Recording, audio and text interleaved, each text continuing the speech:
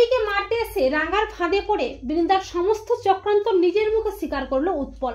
হ্যাঁ বন্ধুরা, আমরা এমনটাই দেখতে পাবো রাঙ্গামতি তীরন্দাজ ধারাবাহিকের আগামী পর্বগুলোতে। আসল কালপ্রিটকে হাতে নাতে ধরার জন্য ফাঁদ পাতে রাঙ্গার প্ল্যান মতো সত্যজিৎ আহিরিকে সেভ হাউসে নিয়ে আসে।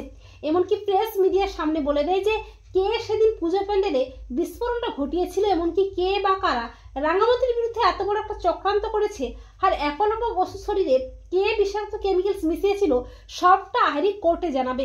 নিউজটা দেখে প্রচন্ড ভয় পেয়ে যায় বৃন্দা উৎপলকে বলে যেভাবেই হোক আহিরিকে শেষ করতে হবে, আহিরি যেন কোনোভাবেই কোর্টে পৌঁছতে না পারে। বৃন্দার কথা মতো রাঙ্গার পাতা ফাঁদে পা দিয়ে উৎপল তার দলবল নিয়ে যায় আহিরিকে মারতে, আর রাঙ্গাও ওত পেতে থাকে আসল কালপ্রিটকে হাতে নাতে ধরার জন্য। এরপর যখনই উৎপল তার দলবলকে নিয়ে আহিরির ওপর অ্যাটাক করে, ঠিক তখনই রাঙ্গাও তীর ধনুক দিয়ে উৎপল ও তার দলবলকে সাহায্য করে, উৎপলকে হাতে নাতে ধরে ফেলে।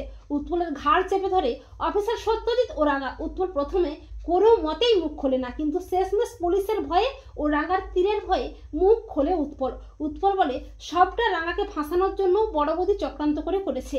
আহিরি সেদিন বিস্ফোরণটা ঘটিয়েছে, এমনকি সেদিন পুজো মণ্ডপে বড় বৌদির কথা মতো আমি ছদ্মবেশে একলব্য বসুর শরীরে সূঁচ ফুটিয়ে বিষাক্ত কেমিক্যালস মিশিয়েছিলাম, রাঙ্গা নির্দোষ।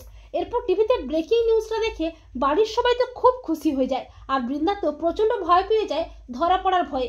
একলব্য বলে ছি বড় বৌদি ছি, তুমি চক্রান্ত করে এসব করেছো, আমি অকারণে রাঙ্গামতিকে অবিশ্বাস করেছি, ভুল করেছি, ওর কাছে ক্ষমা চাইতেই হবে। বড় বৌদি তুমি তোমার অন্যায়ের উপযুক্ত শাস্তি পাবেই। তো বন্ধুরা, তোমরাও এটাই চাও তো যে আহিরিকে মারতে এসে রাঙ্গার ফাঁদে পড়ে বৃন্দার সমস্ত চক্রান্ত যেন নিজের মুখে স্বীকার করে উৎপল? কমেন্ট করে এক্ষুনি জানিয়ে দাও তোমাদের মতামতটি।